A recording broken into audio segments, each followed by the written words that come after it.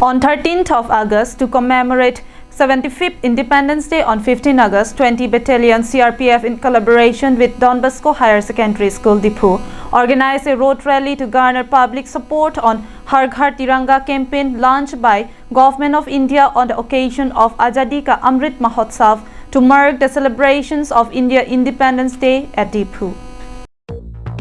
More than 100 CRPF personnel, 2,000 students from the school along with the school teaching staffs and non-teaching staff participated in the rally.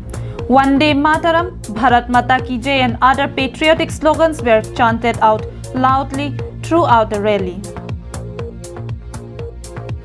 It was reported that the students of Don Bosco HS School conducted a march past parade within the school premises, and school band party also displayed patriotic tunes on this occasion.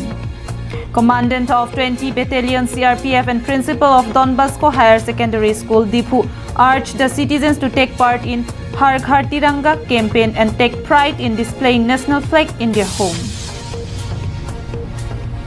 News Desk report, Karbing Long Live.